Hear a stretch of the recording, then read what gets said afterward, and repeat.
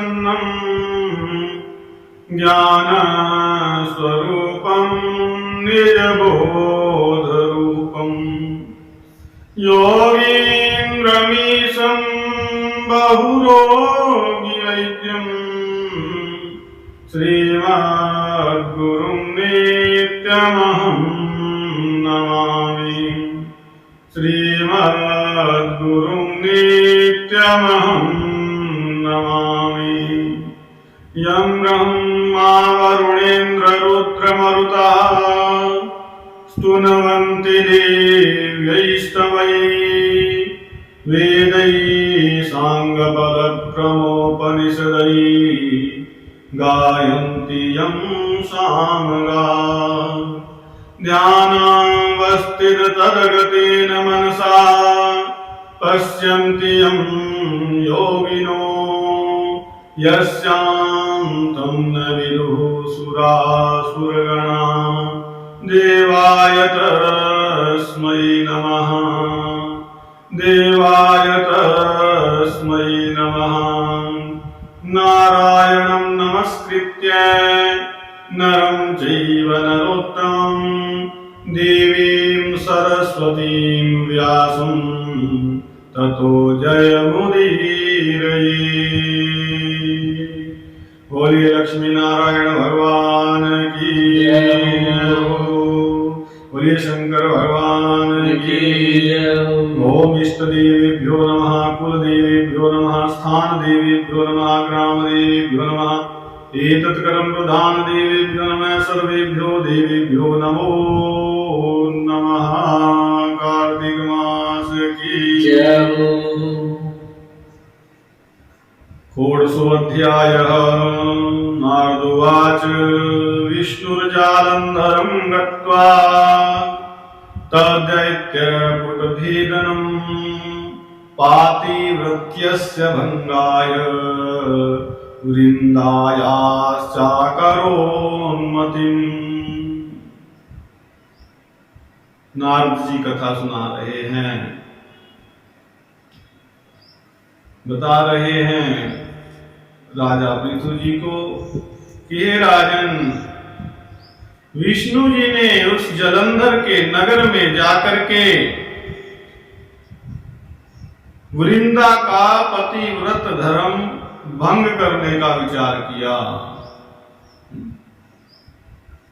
जो जैसा करता है उसको वैसा फल देना पड़ता है। जालंधर ने भगवान शंकर जी का रूप बनाया और पार्वती जी के सामने उपस्थित हो गया था। पिछले अध्याय में आपने सुना। तो भगवान कहते हैं चलो इसी के रास्ते से इसको दंड देते हैं। इसने तो केवल रूप ही बनाया था और अब उसकी जो पत्नी थी वृंदा पतिव्रता, उसका धर्म भंग करने का विचार किया।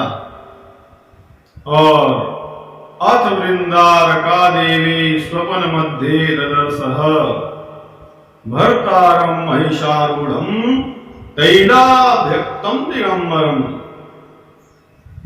इधर जैसे ही भगवान विष्णु जी ने ये विचार किया, तुरंत जो है वृंदा को दुस्वप्न आने लगे, बुरे बुरे स्वप्न आने लगे। स्वप्न मध्य ददर्श, क्या देखा स्वप्न के अंदर? स्वप्न में वृंदा देवी ने देखा कि उसका पति जो जलंधर है वो भैंसे पर चढ़ा हुआ है, तेल लगाया हुआ है, नंगा शरीर है और कृष्ण प्रसून भूषाढ्यम क्रव्याद गण सेवितम दक्षिणासागतम मुंडम तमसाप्यावृतम तदा। वह काले फूलों की माला पहने हुए और कैसे जीवों से सेवित हो रहा है? जो मांस खाने वाले जीव हैं उनसे सेवित होकर के दक्षिण दिशा की तरफ जा रहा है। मुंड मुंडाए हुए हैं, तो सर के बाल कटे हुए हैं, गंजा और अंधकार से घिरा हुआ है। और स्वपुरम सागरी मग्नम सहसैवात्मना सह, उसने अपने नगर को सहसा समुद्र में डूबते हुए देखा, और उसी समय जो है वो जाग गई। प्रबुद्धा सा तदा बाला दुस्वप्नम प्रविचिन्वती, उसी समय वो बाला जो है जाग गई और अपने इस स्वप्न का विचार करने लगी कि ये कैसा स्वप्न आया, बड़ा भयानक स्वप्न। और जैसे ही उठी, बाहर देखा सूर्य की तरफ, तो एक और अपशकुन है। क्या देखा कि ददर्शोदितमादित्यम सच्छिद्रम निष्प्रभम मुहुः तदनिष्टमिति ज्ञात्वा रुदन्ति भयविह्वला। उसने उदय हुए सूर्य के को छिद्रों से युक्त देखा। सूर्य के अंदर उसे छिद्र दिखाई दिए। बड़ा अपशकुन माना जाता है जब सूर्य तेज दिखाई दे सुबह, या उसमें छिद्र दिखाई दे। तो यह सब अनिष्ट सूचक लक्षण देख करके वो रुदन करने लगी, व्याकुल हो गई। पता नहीं क्या अनिष्ट होगा, अनिष्ट की संभावना। फिर वो इधर उधर, कभी छत पर जाती है, अटारी पर चढ़ती है, महल की नीचे देखती है, कभी महल के अंदर जाती है ना, व्याकुल है, दुख, उसका मन अशांत हो गया, कहीं सुख नहीं मिल रहा है। दो सखियों को बुलाया, उनको लेकर के बगीचे में गई, फिर भी डरी हुई है, भयभीत है, और इधर उधर भ्रमण करने लगी, लेकिन कहीं भी उसके मन को शांति नहीं मिल रही, वो स्वप्न ही याद आ रहा है। पता नहीं क्या अनिष्ट होगा, अनिष्ट की आशंका है। एक बाग से दूसरे बाग में गई, परंतु सुख का मुख नहीं देख सकी। और इसके बाद ततः सा भ्रमती वाला ददर्शातीव भीषणौ राक्षसौ सिंहवनौ दंष्ट्रा नयन भीषणौ। तदंतर भ्रमण करती हुई वो वृंदा जो है क्या देखती है कि सिंह के समान मुख और वैसे ही दाढ़ी और भयंकर नेत्र जिनके हैं, ऐसे दो राक्षसों को देखती है। और उनको देख करके वो अति व्याकुल हो गई, भागने के लिए तैयार हुई। तो उस समय शांत रूप मौन धारण किए अपने शिष्यों के सहित बैठे हुए एक तपस्वी को देखा। इधर तो दो राक्षस देखे, बड़े भयानक राक्षस हैं, डरावने, उनको देख करके डरी, अब भागू, किधर भागू। तो दूसरी तरफ देखती है कि एक मुनि है और अपने दो शिष्यों के साथ वहां पर बैठे। बस भाग करके उन तपस्वी के पास गई, जाके उनको पकड़ लिया, तो बाजुओं से आलिंगन, उनके गले में अपनी बाजुएं डाल करके, है ना, डरी हुई है, क्या कर रही है मुझे पता, तो यही बचाएंगे, तपस्वी है। और कहती है कि मुने माम रक्ष, हे मुनि मेरी रक्षा करो। तो उस मुनि ने राक्षसों द्वारा डराई गई उस वृंदा को व्याकुल देख करके उन दोनों भयानक राक्षसों को अपने हुंकार मात्र से भगा दिया। और इस हुंकार से और डर करके भाग गए। ऐसी हुंकार है, कुछ कहा नहीं, मारा नहीं, बस हुंकार से ही उन राक्षसों को भगा दिया। हुंकार मात्र से डर के भागे हुए उन राक्षसों को देख करके दंडवत प्रणाम करके वृंदा बोले, जब मुनि का सामर्थ्य देखा कि इतने बलवान हैं, तो और राक्षस चले गए, तो श्रद्धा और बढ़ गई, विश्वास बढ़ गया मुनि के ऊपर। एक तो मुनि के वेश को देखकर ही विश्वास था, और दूसरा, जब उनकी सामर्थ्य देखी तो और विश्वास बढ़ा, दंडवत प्रणाम किया और कहा कि हे कृपा निधे, तुमने इस घोर भय से मेरी रक्षा की है, अब मैं कुछ और भी प्रार्थना करना चाहती हूं। क्या प्रार्थना करनी चाहती है? तो कहते हैं कि कृपा करके आप मेरी बात सुनो। मेरे पति जलंधर हैं, मेरे पति का नाम जालंधर है और वो रुद्र के साथ युद्ध करने गए हैं। तो वहां युद्ध में उनकी कैसी स्थिति है? हे महाराज, आप मुझे उसके बारे में कुछ जानकारी दीजिए।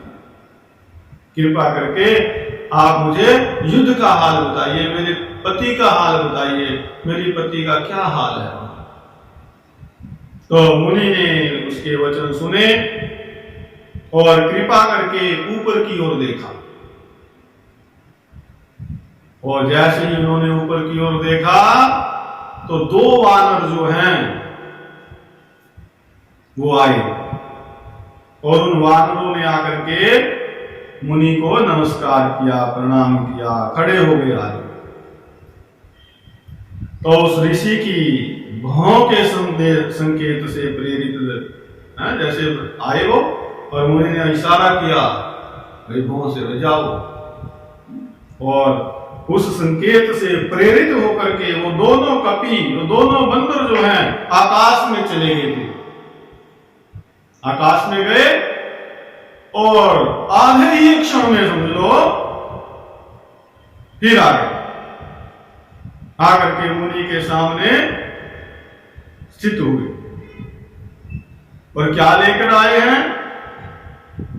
जलंधर का सिर लेकर के आए और उसके कबंध लेकर के आए। उनके सिर और कबंधों को जब सामने डाल दिया, उनके कबंध और सिर को, और वृंदा ने जब देखा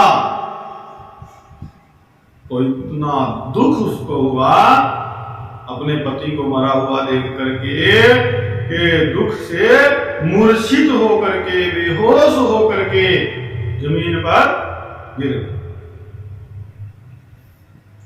और मुनि ने फिर अपना कृत्य किया। मुनि ने अपने कमंडलों से जल लिया और उसके ऊपर छींटे दिए, उसको आश्वासित किया, चेतनता आई उसमें। तब वृंदा ने अपने माथे को पति के माथे पर रख करके दुखित होकर के बड़ा रुदन किया है कि तुम पहले सुख में मुझे आनंदित करते थे, तुम मुझ निर अपराधनी, मेरा कोई अपराध नहीं है, तुम मुझसे क्यों बात नहीं करते? दुख में पता नहीं क्या क्या कह रही है। तुमने विष्णु सहित सब देवताओं को, सब गंधर्वों को हरा दिया था। तुम तो इतने बड़े योद्धा थे कि भगवान विष्णु को तुमने हरा दिया, बड़े बड़े देवताओं को आपने हराया है। फिर आप उन तपस्वी के द्वारा कैसे मारे गए? आश्चर्य है। तो उदित्वेति तदा वृंदा तम मुनिम वाक्यम अब्रवीत। नारद जी कहते हैं कि उस समय वृंदा इस तरह रुदन करते हुए उन मुनि से बोली।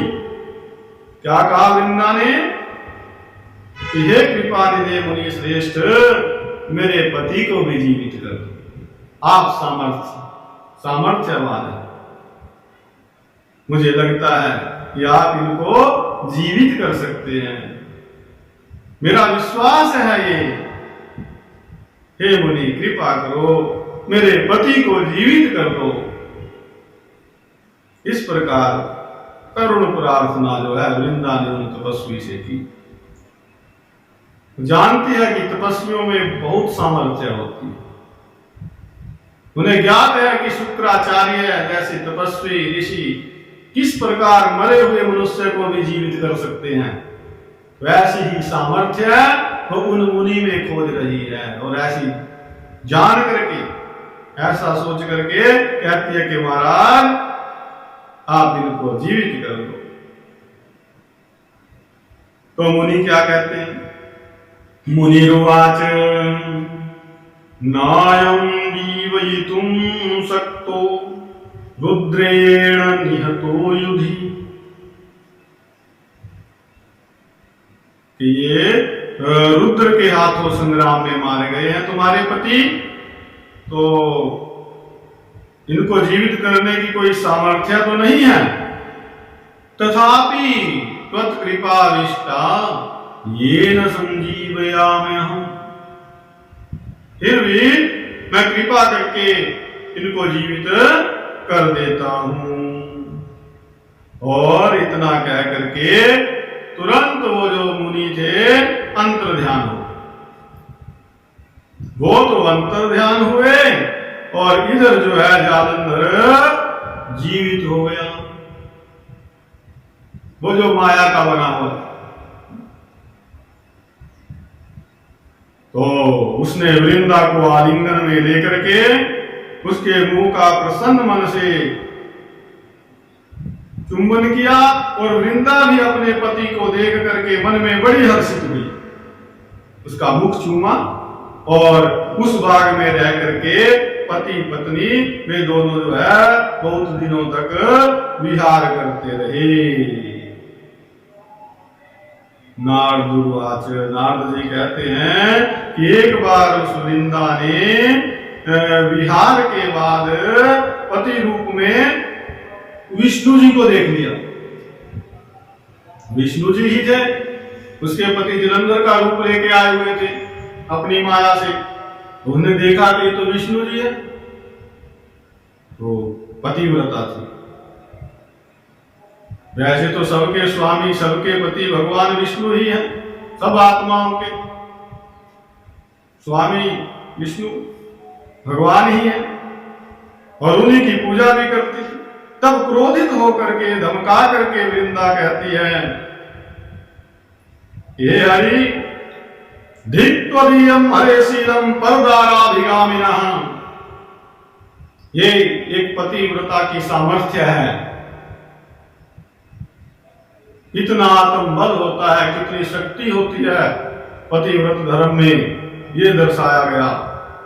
उसमें सामर्थ्य है कि स्वयं संसार का पालन करने वाले भगवान विष्णु को भी एक पतिव्रता जो है श्राप दे सकती है।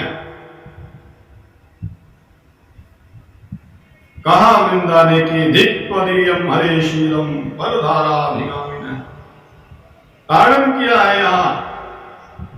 ये हरि पराई स्त्री के साथ भोग करने वाले तुम्हारे शील को धिक्कार है और प्रत्यक्ष में तपस्वी रूप को धारण करने वाले तुम बड़े मायावी हो। तुमने बड़ी माया रची, तपस्वी का रूप बना करके आप आए। अब सुनो, वो जो बंदर तुमने मुझे माया के दिखाए थे बना करके, जान गई फिर तो सब कुछ क्या लीला थी। तो वही बंदर जो है तुम्हारे द्वारपाल हैं, और जो तुम्हारे द्वारपाल हैं जो वो बंदर थे, वे ही दोनों राक्षस होकर के तुम्हारी स्त्री का हरण करेंगे। तुम्हें पृथ्वी पर जन्म लेना पड़ेगा, जाना पड़ेगा, वहां तुम्हारी स्त्री का तुमसे वियोग होगा और वो उसका हरण वे दोनों मिलकर के करेंगे। और तुम अपनी स्त्री के दुख से दुखी होकर के वन में वानरों की सहायता चाहोगे, सर्वेश्वर होते हुए भी तुम मारे मारे फिरोगे। और तुम्हारा जो ये शिष्य है ये मृग रूप होगा। ऐसा कह करके विष्णु के मना करने पर भी अग्नि में प्रवेश कर गई। ये पतिव्रता। तदंतर हरि वृंदा का बारंबार स्मरण करते हुए उसकी चिता की भस्म में लौटने लगे। ये तो लीला है भगवान की। ऐसे भगवान अपने भक्तों से बहुत प्रेम करते हैं। वे वही स्थित रहे, मुनियों तथा सिद्धों के द्वारा समझाए, बहुत समझाया सिद्धों ने मुनियों ने, पर शांति को प्राप्त नहीं हुए। आज भगवान विष्णु भी उस वृंदा के अग्नि में प्रवेश कर जाने के कारण वो जानते हैं कि ये पंचभौतिक देह है, आत्मा तो अमर है, उनका संबंध तो आत्मा से है, लेकिन फिर भी यहां भाव के कारण भगवान विष्णु आज अशांत हैं। वह किस प्रकार उनको आगे शांति मिलती है, या उधर जो जलंधर और भगवान शिव का युद्ध चल रहा है उसमें आगे क्या होता है, ये अगले अध्याय का विषय रहेगा। यहीं पर विश्राम देते हैं 16वें अध्याय को। बोलिए कार्तिक मास की जय हो, शंकर भगवान की जय हो, लक्ष्मी नारायण भगवान की जय हो, सभी देवी देवताओं की जय हो, सभी सिद्धों की जय हो, सभी संतों की जय हो, सभी भक्तों की जय हो, सभी ब्राह्मणों की जय हो, सभी कथा सुनने वाले श्रोताओं की जय हो। बोलिए अपने अपने गुरु महाराज की जय हो, धर्म की जय हो, अधर्म का विनाश हो, प्राणियों